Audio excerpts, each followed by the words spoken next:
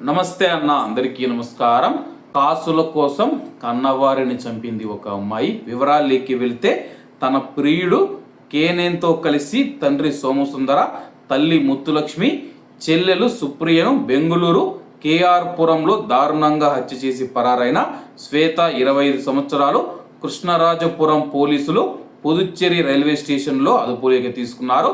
నా తల్లిదండ్రులు నా జీవితాన్ని నియంత్రించేందుకు ప్రయత్నించారు, ఎటువంటి స్వాతంత్రం లేకుండా పోయింది, అందుకే నేను హత్య చేశానని చెప్పేసి ప్రాథమిక విచారణలో శ్వేత అంగీకరించినట్లు పోలీసులు తెలిపారు.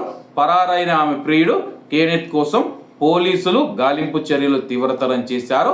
హంతకుల జాడ తెలుసుకుని అరెస్టు చేసేందుకు 6 ప్రత్యేక బృందాలను పోలీసులు రంగంలోకి దించిన విషయాన్ని నగర police commissioner Seemanth Kumar Singh, DCP Saidulu Adavath గారు గుర్తు చేశారు. హత్య జరిగిన ఫ్లాట్లో శ్వేత డైరీని జప్తు చేసుకున్నారు. అందులో I am sad, I am feeling lonely, feeling love, I am depressed, I am superior, నా జీవితమంతా బాధలే, ఒంటరైపోయాను, ప్రేమ కావాలి, ఒత్తిడితో నలిగిపోతూ ఉన్నా, నేనే గొప్ప అంటూ పలు చోట్ల ఆమె రాసుకుందని గుర్తించారు. హత్య అనంతరం నిందితులిద్దరూ కలిసి పరారైన తర్వాత విడిపోయి ఒకే చోట ఉండకుండా వేరువేరు చోట్ల తిరుగుతున్నారని సైదులు చెప్పారు. శ్వేత, కేనెత్ ఇద్దరు న్యూ హారిజన్ కళాశాలలో బీటెక్ చదువుతున్నప్పటి నుంచి ప్రేమలో పడ్డారు. చదువు పూర్తయి ఉద్యోగం చేస్తూ సహజీవనం మొదలుపెట్టారు. కొన్ని రోజులు ఇద్దరు ఇంటి నుంచి పని చేస్తూ వచ్చారు.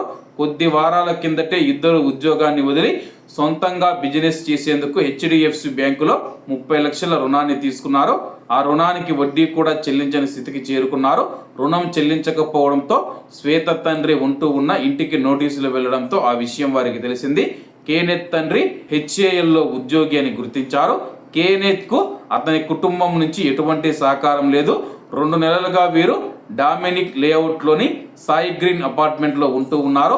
ఆమెకు బుద్ధి మాటలు చెప్పాలని సోమవారం రాత్రి తన చిన్న కుమార్తె భార్యతో కలిసి శ్వేత ఉంటూ ఉన్న ఫ్లాట్కు సోమసుందర చేరుకున్నారు. అక్కడే వారి మధ్య గొడవ తీవ్రతరమయ్యి వారిపైన దాడి చేసిన శ్వేత, కేనెత్లు 35 నుంచి 40 సార్లు పొడిచారని ప్రాథమిక దర్యాప్తులో గుర్తించారు. మసిపోతూ ఉన్న బంధాలు, దూరమవుతూ ఉన్న మమకారాలకు, నగర జీవన వైపరీత్యాలకు ఈ ఘటన తార్కమని చెప్పేసి నెటిజన్లు ఆవేదన వ్యక్తం చేశారు.